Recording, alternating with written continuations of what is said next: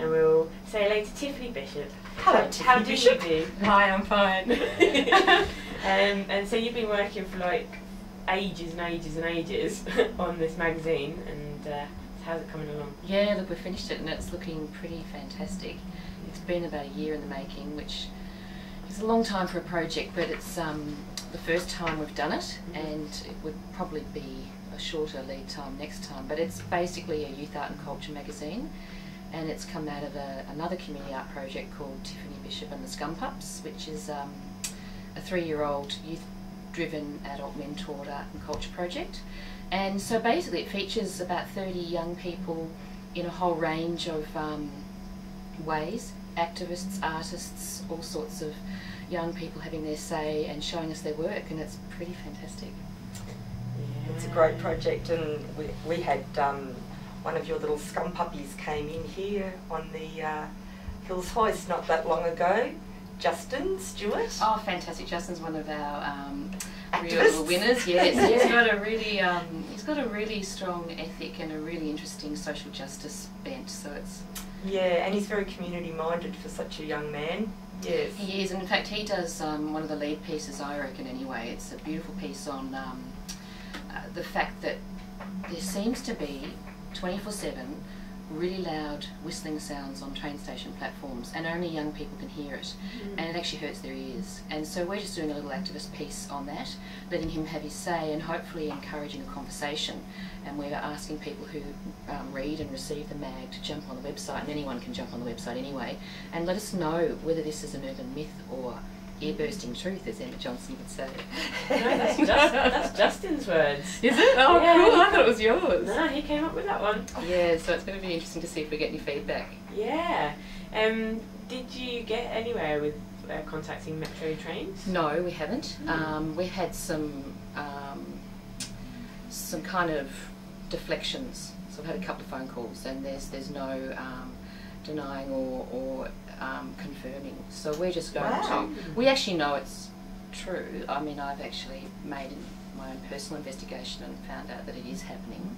I'm too old to hear them, so I can't actually be 100% sure they're happening. But there's so many scum pups and young people that are talking about it. And look, we don't deny that there's antisocial behaviour on train stations, that young people are part of especially that up here problem. in the hills too. There's no denying it, but there's a lot of kids out there, and the kids I engage with, that are really positive, dynamic young people, and to some extent they're allowed to talk about it. Yeah. And denying it's happening is probably worse than actually just kind of ignoring it. Absolutely. I think it's pretty interesting, probably slightly wavering off topic slightly, but when I read in the newspapers about graffiti, and often the word youth is next to that, and I think it could be young people, it might not be young people. Perhaps youth isn't the right word to use in that situation. Perhaps you could just say vandals, especially if you actually don't know the perpetrators. But by accusing youth, you're marginalising about 35% of the population in the Dandenong Ranges. And being a young person anyway, myself, I get pretty annoyed about it. And I don't know, does that...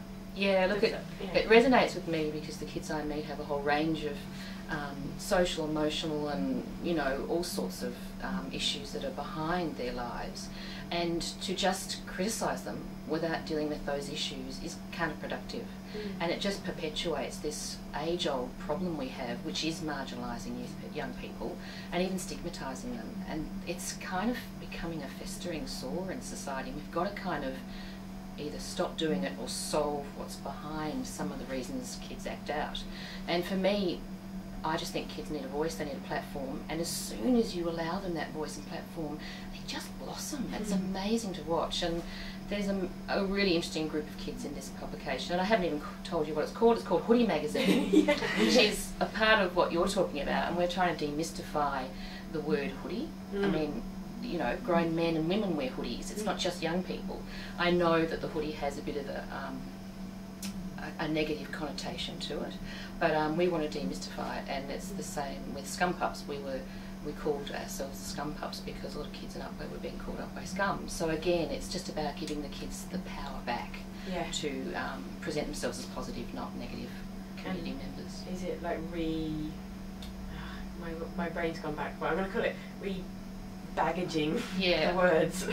Packaging? Yeah. Packaging. Yeah, so it's like a word like hoodie is just a word, it's a describing word, but it's got a whole baggage of meaning behind it. Yeah, and we kind of like the fact that we're carrying the baggage with us because it's a bit confronting and provocative, and we've always said we're provocative but intelligent and responsible with our projects, and that's exactly how we want the word to kind of resonate with other people. We don't mind if it's a little bit jarring at first, but when you read the publication, it's so beautiful and so uplifting and so, I mean, it's challenging as well, but it's, no one will argue that this isn't a really sophisticated, intelligent and responsible kind of project.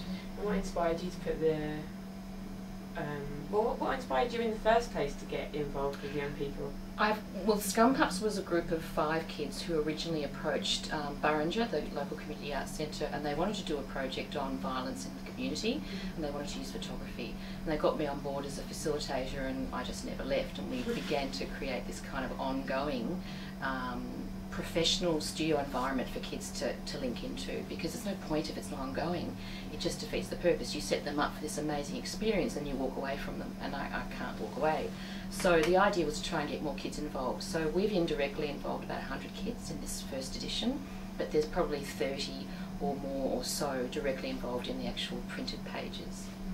And when is this going to be released? It's launching on Thursday night. Dare I say limerence, because it's this beautiful tiny little space, but everyone's welcome. Yeah. And we're going to spill out on the footpath if we have to. Yeah. Limerence is also one of the feature articles in the mag, because the wonderful Brent is a young up and coming dude himself and deserves some notoriety in the local area, and so he and his wonderful partner CJ are hosting the launch, and it's at 6 o'clock next Thursday, the 15th of September. Fantastic. And can you give us any more goss on the other pieces? Yes, we've got an exquisite painter, a very deep, kind of moody but powerfully positive kind of painter. We've got poets, one guy in particular, Josh, writes his poetry on his mobile phone as he travels around on public transport. The poem's amazing. We've got guerrilla gardeners, of which Emma herself is mentoring a couple of young people in producing beautiful clay sculptures, and then they're deploying these seed bombs around unattractive places in the local area. And of course Rouge Foncé, which we're hopefully going to play soon. They're our feature musician piece in the magazine. Yeah. Oh, right, so, okay. And photographers, and there's a whole range of stuff. And do you imagine it's going to have another magazine? I just hope when people see it they're going to go, oh my god, we have to keep supporting this. I mean, the idea is to also hopefully encourage other communities to want one. The idea is that it's about local stuff, but it has universal appeal and relevance, and I'm hoping other communities might want to get some support in setting one up, and then each hoodie could engage with each other and thus connect other communities via the publication. That sounds great. Oh, that's a cool And idea. have you got any sponsors or grants or anything for this project? The Bendigo Bank, the wonderful Bendigo Bank, have sponsored SCUM PUPS once before and have now sponsored the printing of this publication. And the print is interesting because we've gone for a zine amateur professional merging kind of philosophy, where we've used professional production qualities as well as this kind of zine-like look. So it makes it look serious and people will take notice. Yeah. And also the Victoria Police Youth Foundation, which unfortunately was disbanded by Simon Overland a few months ago, gave us $4,000 worth of literally no strings attached money. Just loved the project instantly, threw money at us, and they're now no longer, but they... You still got the money though, yeah. Hopefully this is a legacy for that wonderful organisation. Cool. And I remember when you had the exhibition opening at Burringer, and it was rammed full of people. It met with really great response.